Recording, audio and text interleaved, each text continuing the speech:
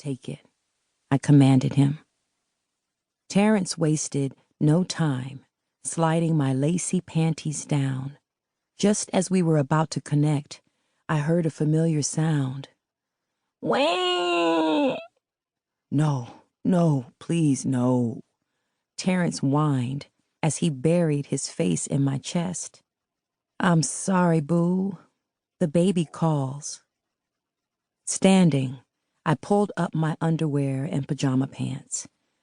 While Terrence regained his composure, I walked into our bedroom to turn the baby monitor off, and then he joined me in the hallway, and we walked across the hallway to our baby's nursery. "Hey, son, you couldn't wait just 5 more minutes, huh?"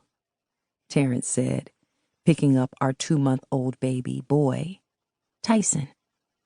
"And if that was all you were going to give me, then my little Ty-Ty did his mama a big favor," I laughed as Terrence stood there rocking the baby. He leaned over and kissed me. "I'm a heavyweight. All I need is one good punch, and you'll be knocked out," he joked. I burst out laughing as I grabbed the baby's blanket and turned off the monitor in the nursery. "Your cocky ass is too much. Come on, let's head down to the kitchen so I can warm up his bottle. Your son's appetite is increasing."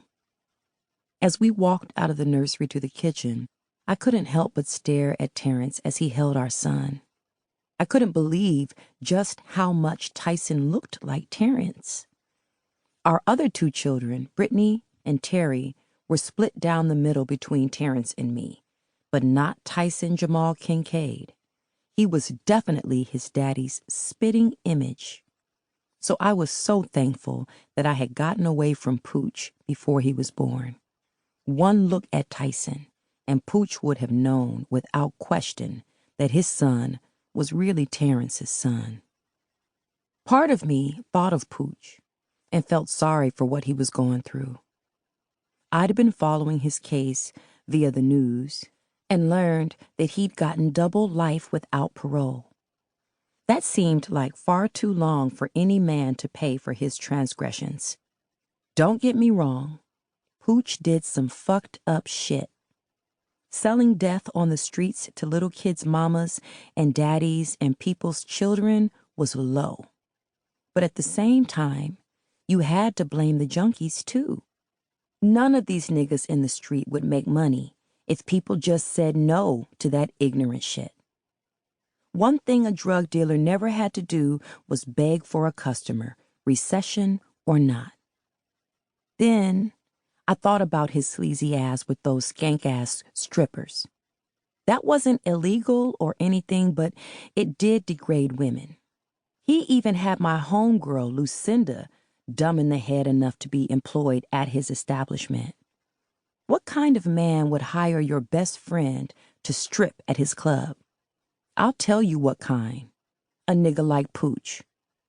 Now, that was low, but it didn't constitute prison time. There was other shit too, like murdering those young cats and only God knows who else over the years. Nobody's life was worth taking for any reason. My theory is, if you didn't give them life, then you don't have the right to take it. Yet, in a way, I still felt sorry for Pooch because he was never one of these thugs that fucked with anybody as long as you didn't step to him or his family or mess with his money. So basically, any dude bad enough to tangle with Pooch was gambling on cheating death. Maybe that's why I insisted that we live in a gated community and permanently change our last names to Kincaid. When Terrence and I moved from Atlanta, after bringing down Pooch and his organization, Terrence wanted to take on his dad's last name of Warren, but I refused out of fear. I just knew Pooch would track us down, so we ended up taking on Terrence's maternal grandmother's last name of Kincaid. I didn't want any mishaps. Even though Pooch was safely situated behind bars in federal lockup, I still felt unsafe at times. It's almost as if I could hear him.